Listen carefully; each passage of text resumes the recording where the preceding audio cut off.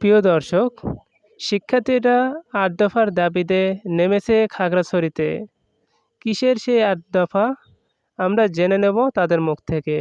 যে গণতান্ত্রিক পরিবেশ সৃষ্টি করা, তার পাশাপাশি ৮ দফা দাবি হচ্ছে। 8 দফা দাবির মধ্যে আমাদের গুরুত্বপূর্ণ দাবি হচ্ছে আমাদের যে 5% কোটা পুনর্বহাল করা, এর পাশাপাশি আমাদের মাতৃভাষা মাতৃভাষায় আমাদের শিক্ষা ব্যবস্থা গ্রহণ করা, তার পাশাপাশি হচ্ছে আমাদের সংবিধানে আদিবাসী হিসেবে স্বীকৃতি প্রদান করতে হবে।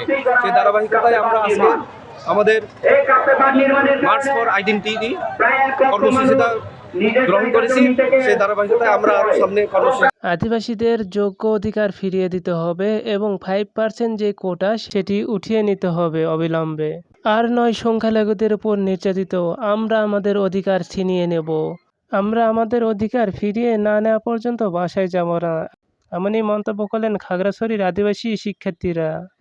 রাষ্ট্র সংস্কারে আদিবাসীদের মূল্যায়ন, অবিলম্বে পার্বত্য চুক্তি বাস্তবায়ন, সহ জাতিসত্তার স্বীকৃতি সহ আদিবাসী স্বীকৃতির দাবিতে এবং ৮ দফা দাবির পূরণের দাবিতে আজকের সংঘাত বৈষম্য বিরোধী পাহাড়ি ছাত্র আন্দোলনের পক্ষ থেকে মার্চ ফর আইডেন্টিটি নামে একটি কর্মসূচির আয়োজন করা হয়েছে।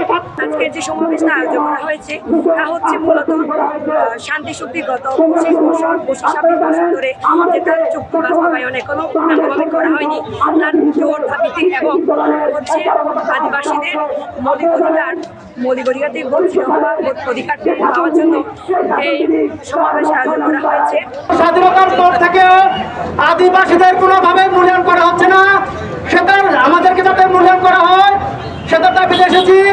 এবং পার্বত্য চট্টগ্রামের গণমানুষের দাবির দলিল পার্বত্য চুক্তি, এই চুক্তি স্বাক্ষরের পর থেকে এখনো পর্যন্ত যে শাসকেরা দেশকে শাসন করে গেছে তারা চুক্তিকে পূর্ণ বাস্তবায়ন করেনি।